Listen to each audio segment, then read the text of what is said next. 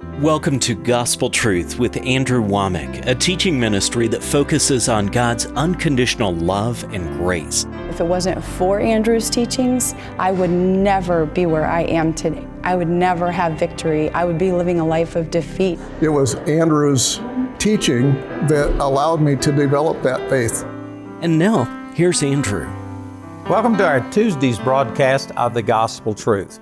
Yesterday I started a series teaching from Matthew chapter 14 about Peter walking on the water. And I've got a teaching that I've entitled, How to Become a Water Walker. I've got a book on this in English and Spanish. We've got a study guide that is the same material, just done in a way that you can teach others. It's made for group study. It's really good. We have CDs and DVDs. And I've also been offering this book. I put this out about 25 or 30 years ago. It's a harmony of the Gospels where you have all four of the Gospel writers side by side so that you can compare their accounts of the exact same story.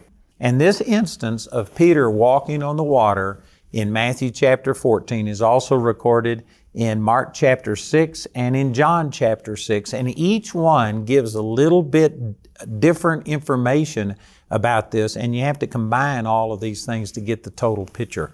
But Matthew is the only one that records Peter walking on the water. I mean, this is an amazing miracle, and yet out of three gospel writers who recorded it, only one of them mentions Peter walking on the water. All three of them mention Jesus walking on the water, but the other two accounts didn't mention Peter. So I'm using Matthew's account.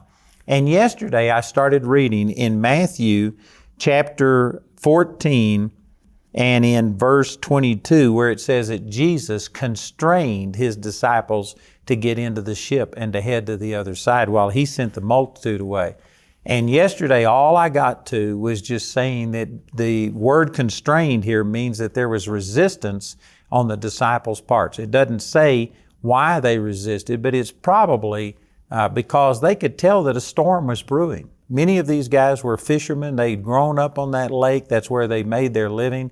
And they could tell that it was not conducive to being out on the lake in a boat in the night under those conditions. And yet, over their objections, Jesus constrained them or compelled them to get into the ship. And so yesterday I was saying that one of the reasons that people don't walk on water, and I'm not physically talking about walking on water, but one of the reasons people don't walk in the supernatural and do supernatural things and see the miraculous manifestation of God in their life is because they aren't following God's leading. They're staying on the shore because they can see that it might be dangerous if I follow God. And so they aren't doing what God told them to do, and they're missing out on the miracles that God has for them. Well, that's big, and I spent all yesterday talking about that. I want to go through and just read this story because I only covered one verse yesterday. And so after it says He constrained them to get into the ship, in verse 23 it says, And when He had sent the multitudes away, He went up into a mountain apart to pray, and when even was come, He was there alone. But the ship was now in the midst of the sea, tossed with waves, for the wind was contrary.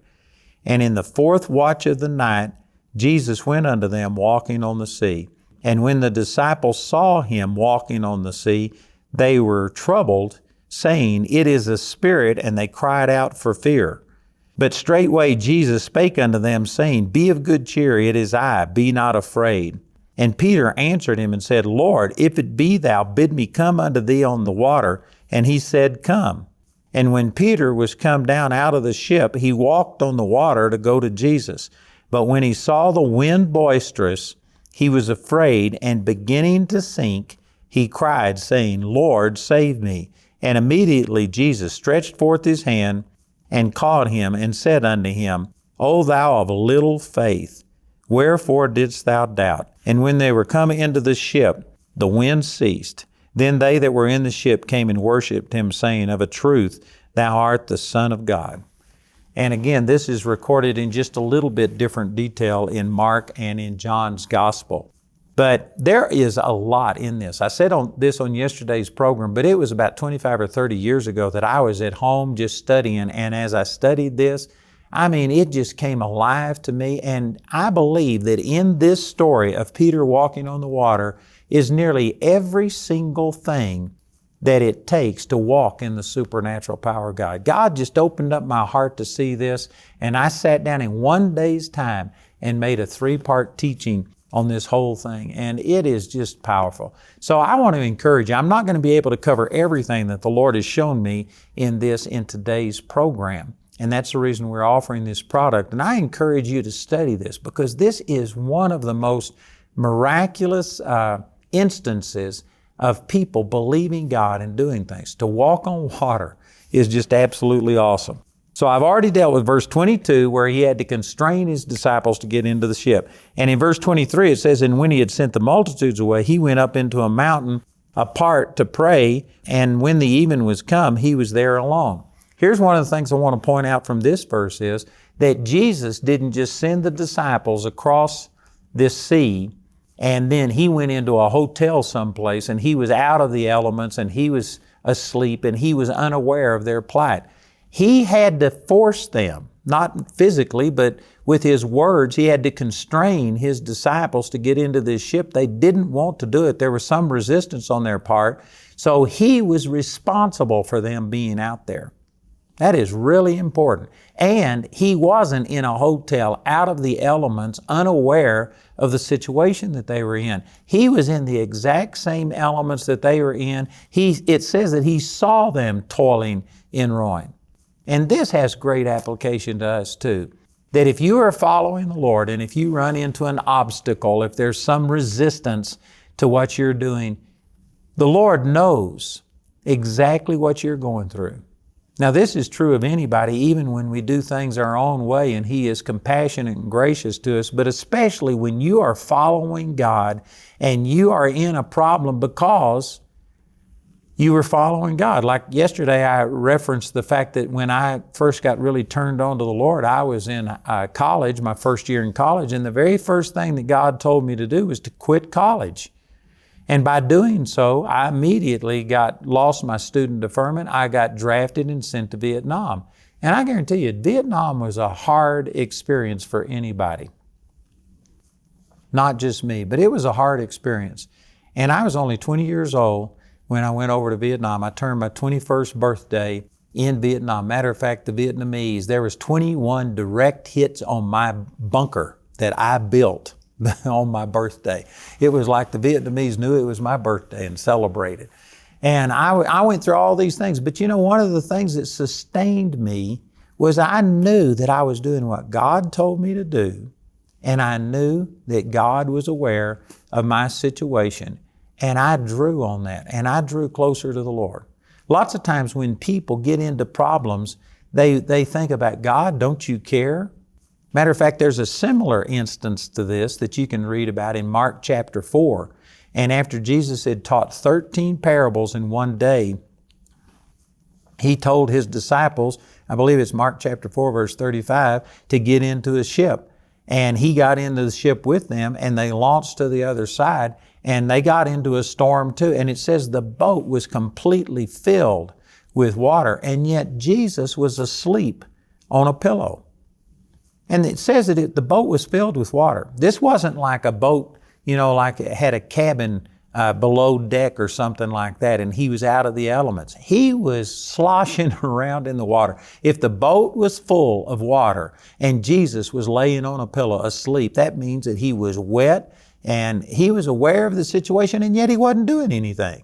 He either had supernatural sleep where he was asleep, or he was just trying to sleep, and he was well aware of the situation, but he didn't get up and do anything. And the disciples actually got upset with Jesus, and they said, Master, don't you care that we perish? And see, there's a lot of times that people, when they come into a hardship, when they have sickness in their life or poverty or relational problems or whatever the problem is, people pray, and then if they don't see an immediate answer, they just begin to question about, God, don't you care that we're perishing? And the Lord got up and He rebuked the wind and the waves. This is in Mark chapter 4. And then He turned around to them and talked about, why are you so fearful? How is it that you have no faith? He had given them power and authority. He expected them to use it. It wasn't that God didn't care. And in this instance here in Matthew chapter 14, we can be assured that Jesus knew the situation that the disciples were in. He was in the same storm that they were in. You know, Jesus takes what happens to us very personally. You can read in the 9th chapter of the book of Acts that when Saul was on his way to Tarsus to persecute the Christians, and the Lord appeared unto him in this blinding flash of light and knocked him off of his horse and onto the ground, and he actually went blind. The light was so bright. The Lord spoke unto him and He said, Saul, Saul, why persecutest thou me? He didn't say, why are you persecuting my children, my believers? But He said, why are you persecuting me? He takes the persecution. He takes the problems that His people go through personally. So one of the things, again, that you learn is that when you are following the Lord, He had to constrain the disciples to get into the ship. There was some resistance on their part, and yet to their credit, they were following what God told them to do, and they came into a storm. And in the midst of this storm, they might have been tempted to think, doesn't Jesus care? Does He even know what we're going through? Of course, the answer is obvious. Yes, He was in the same storm, and He came out to help them. You need to apply this to your life, that whatever you're going through, you may be tempted to think that God is somehow or another disconnected, doesn't care about what's happening to you, and yet that is not what the Word of God teaches. Man, God loves you. In whatever situation you're in, even if it's of your own making, but especially if you are doing what He's called you to do, God loves you. He is aware of your situation. And it says in 1 Corinthians chapter 10, verse 13, that the Lord will not suffer you to be tempted above that you are able, but will with the temptation make a way to escape that you may be able to bear it. There is no situation that you cannot bear. God is there, and there is a way of escape. But many times our fear, our panic blinds us to God's way of escape. I believe that some of you have tuned into the program today and you may not even realize it, but God is trying to speak to you through me and tell you that regardless of what you're going through, there's a way to escape. Quit listening to just the natural realm, to the natural critics, thinking about natural ways to be able to overcome your situation, and turn to the Lord and look to Him. And if you will stay your mind upon the Lord, there is always a way to escape that you may be able to bear whatever you're going through. These disciples were in a situation that was not of their making. God told them to be out there, and just because they were going the direction that God told them to go did not mean that there wasn't going to be any opposition. This is another mistake that a lot of people make. They interpret God's will by the circumstances, and they think that if I'm doing what God tells me to do, then everything just works automatically, nearly without effort. That is not true. I don't believe it's correct to evaluate whether you are in God's will by circumstances, good or bad. I really don't. But if you were going to evaluate based on circumstances, you'd probably be more accurate to say that if everything is going against you, you probably are following the will of God.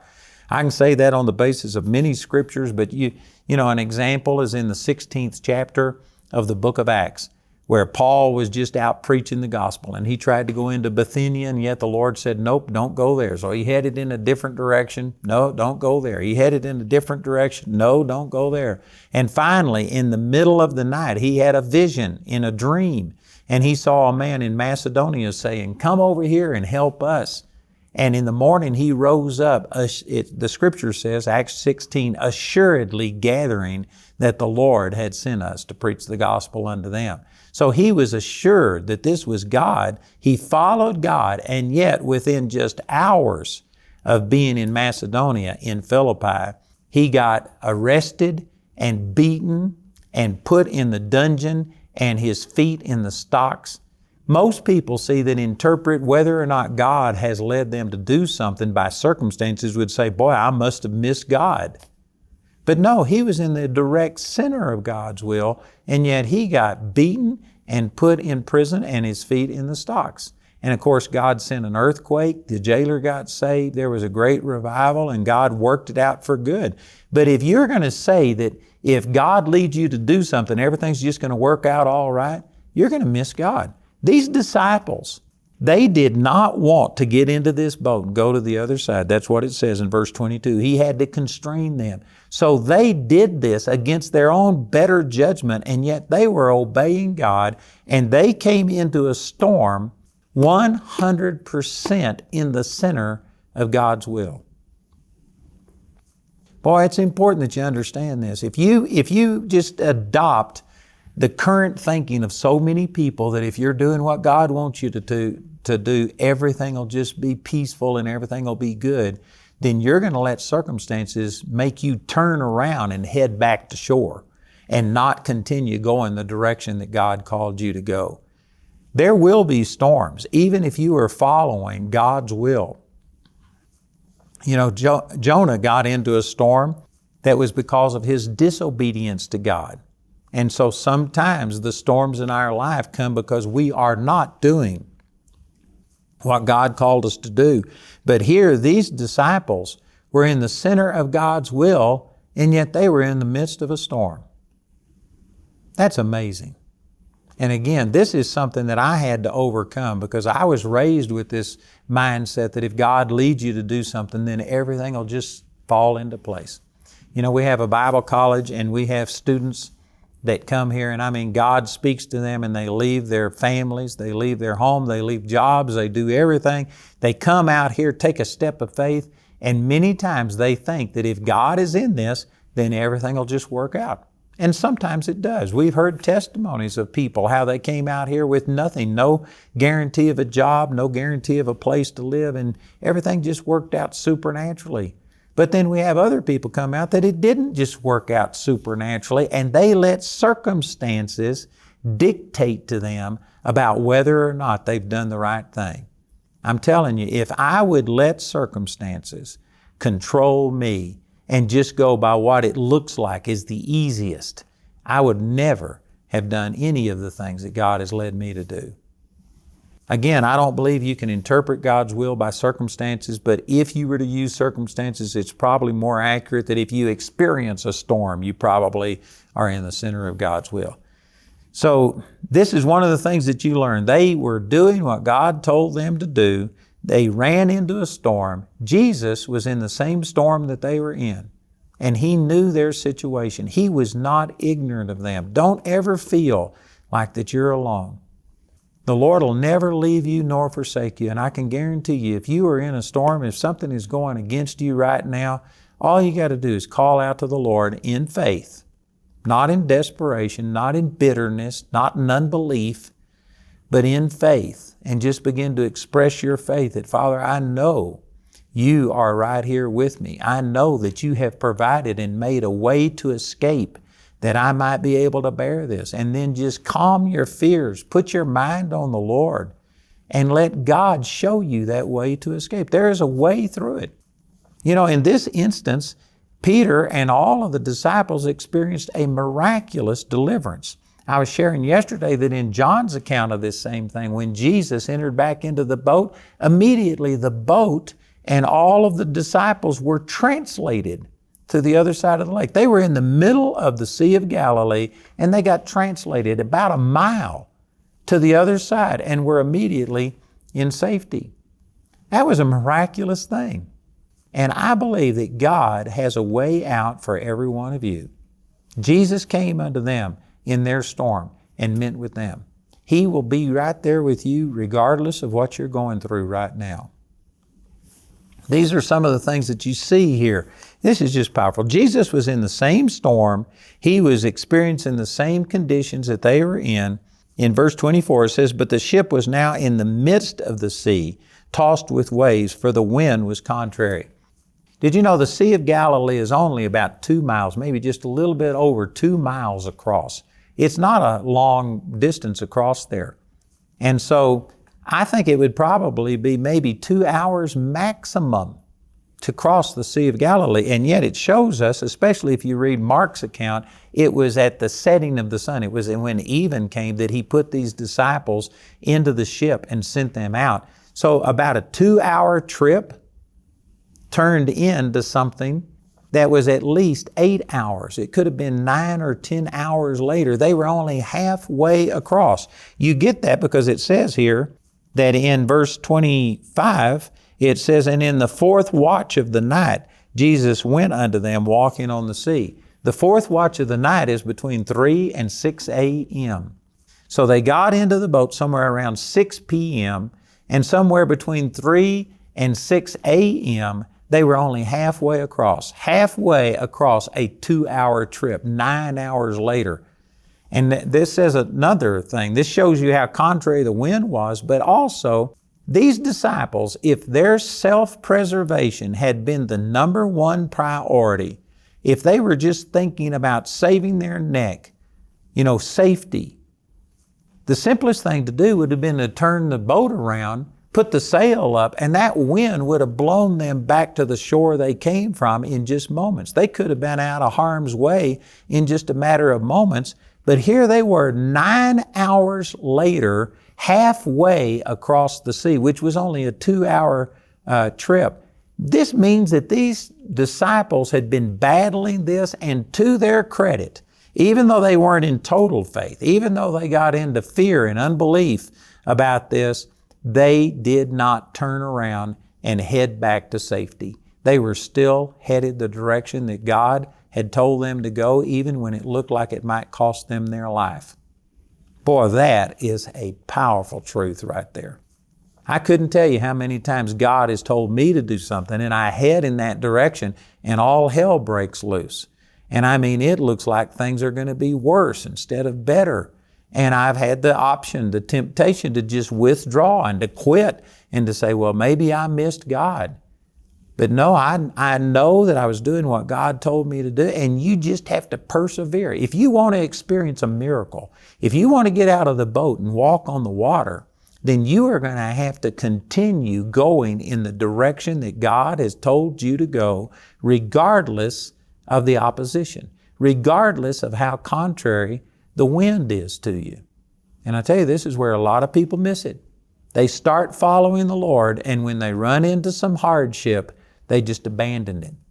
They say, well, I must have missed God. Well, this is too much effort. It's just too much detail. I was teaching in our Bible college yesterday from 2 Timothy chapter 2, verse 2, where it says, you take these things that you've learned of me among many witnesses and commit them to faithful men and women. And then the next verse talks about a soldier, how you have to endure hardship. And I was teaching the students that, a lot of people they're wusses. I don't know how else to say it, wimps. And when the going gets tough, they just quit. And I said, that's not faithful. If you are going to be a faithful man or a woman, you're going to have to get to where you do what God tells you to do, even if it looks like it's going to cause disaster in your life. That's what these disciples did. They were headed in the direction that God had pointed them, and they could have turned around and have saved their life, but to their credit, they were still going the direction that God wanted them to go. Learn how to step out in faith when you get Andrew's teaching titled, How to Become a Water Walker. I'd like to encourage you to please get this teaching. This really has blessed me. I know it would bless you, and I've got this book on how to become a water walker in English and in Spanish. Then we have a study guide that is the same material formatted for you to disciple other people. It's really simple. I call Discipleship for Dummies. And then I have CDs and also DVDs that were taken from television. And as a special offer, we're throwing in my Life for Today Commentary, Gospels Edition. This would be a blessing to you. So listen to our announcer and please take advantage of these materials. Andrew's complete teaching, How to Become a Water Walker, is available in a book in either English or Spanish, a CD or DVD album made from our daily television broadcast, or in a study guide. This entire series is also available for audio download absolutely free from our website.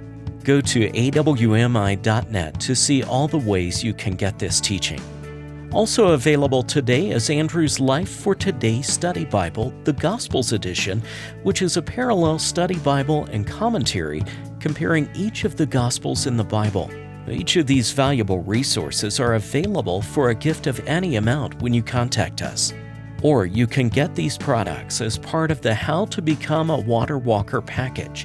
This package includes the Life for Today Study Bible, Gospels Edition, as well as the How to Become a Water Walker book, study guide, and your choice of either the CD or DVD album. This package has a catalog value of $100, but you can receive all of these valuable resources today for just $70. Andrew's book, How to Become a Water Walker, is available for a gift of any amount when you write or call. We encourage everyone to give because there's a blessing in giving.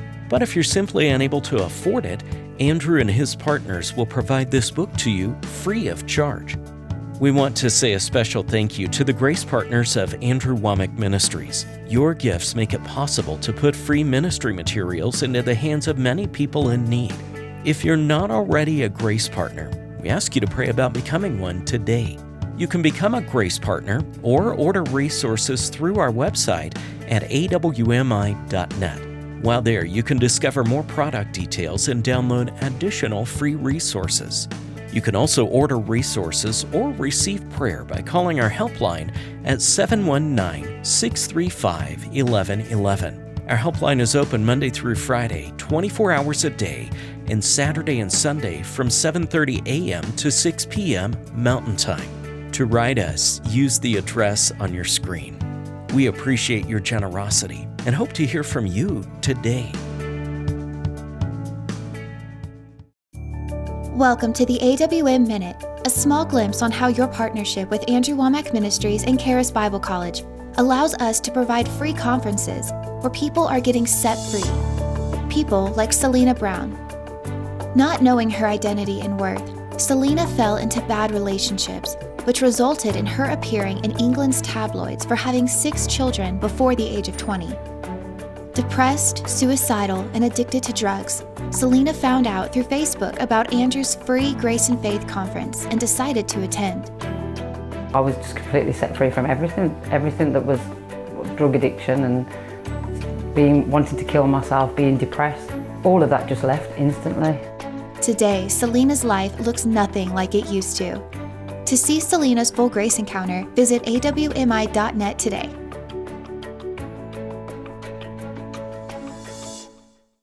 View the amazing true stories of 5 individuals that were considered to be lost causes.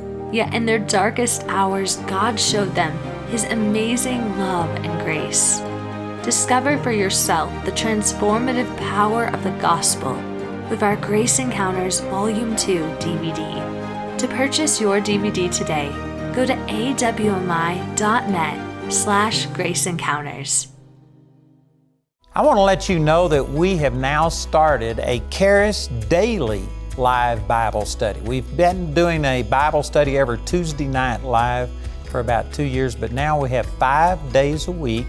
We've varied the times so that we can accommodate anybody's schedule, and it's going to really be good. We're going to use our instructors from the school, and it'll be a blessing. So remember, we now have a Charis Daily live Bible study 5 days a week.